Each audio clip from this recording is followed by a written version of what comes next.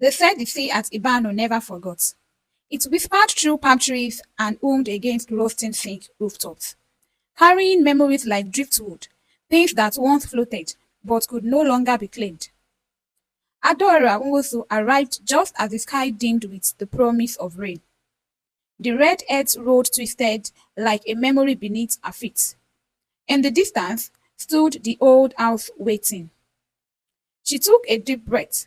Even the air smelled the same, salt, dust, and hibiscus. Her feet carried her forward, but her mind was caught somewhere between childhood and silence. The front gate boomed when she pushed it open. Weeds had grown tall in the walkway. The house did not just look abandoned, it looked like it had been waiting. Inside, the air was heavy with dust and stillness.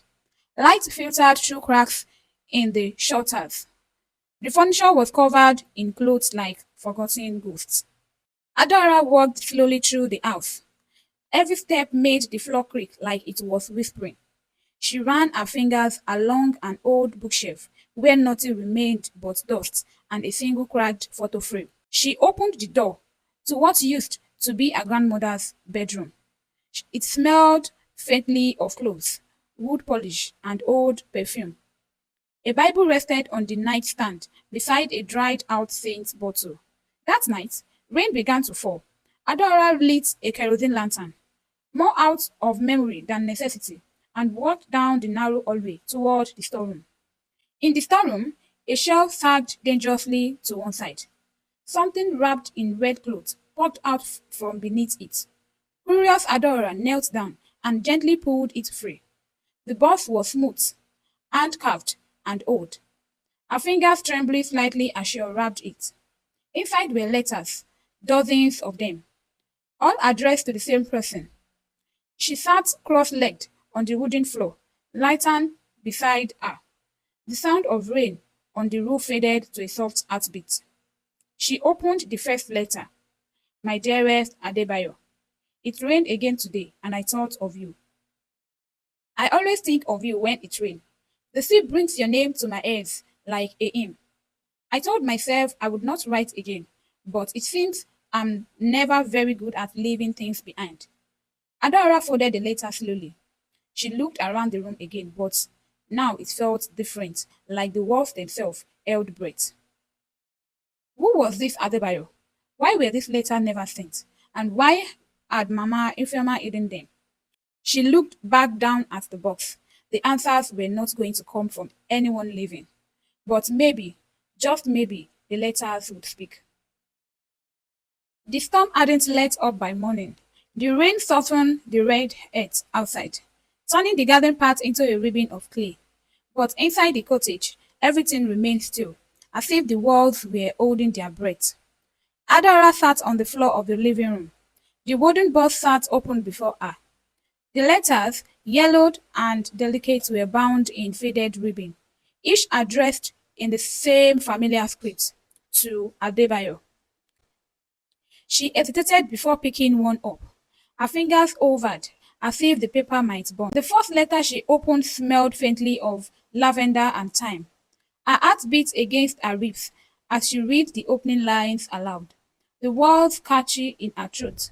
Letter reads, My dearest Adebayo, today I watched the waves crash for hours and wondered if your feet still remember the feel of the soil. She leaned back against the wall, the weight of memory resting heavy across her shoulders. This house, this room, had once been full of conversations she never held, filled with a love that was never spoken aloud. Later, she stepped into Mama Ifeoma's old room. The scent of talcum powder still lingered in the air, mixed with old wood and fabric. She found more letters in a locked drawer. No key was needed. The lock had rusted years ago. She pried it open with care, revealing a stack of letters, wrapped in a cloth that had once been bright crimson. She sat on the edge of bed and unfolded another letter. It was dated 1994. Letter reads, Your silence is louder than the ocean. I still remember your laugh, but it fades each time the tide comes in. Later that day, She stepped outside, letting the breeze touch her face. The air smelled of wet leaves and salt. She clutched the letter to her chest. The sound of the sea drift on the wind, just as Mama Ifeoma had described. Adora closed her eye and listened, hearing a voice that no longer lived but still spoke. That night, back inside the house, she began organizing the letters on the dining table. Candlelight danced over the pages, turning old ink into gold. Some letters were joyful, full of longing. Others read like confessions. And then there were those that said goodbye again and again. Each page held a fragment, not just of love, but of a woman Adora never truly knew. Her mother's heart had been scattered in these letters, and now she was gathering the pieces.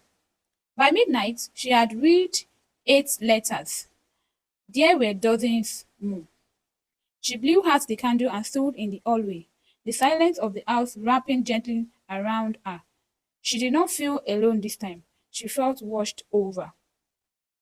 As she turned back into her room, a thought came gently to her, a memory she did not know she still carried. Mama Ifeoma's voice, humming near the window, and the soft rhythm of pen on paper.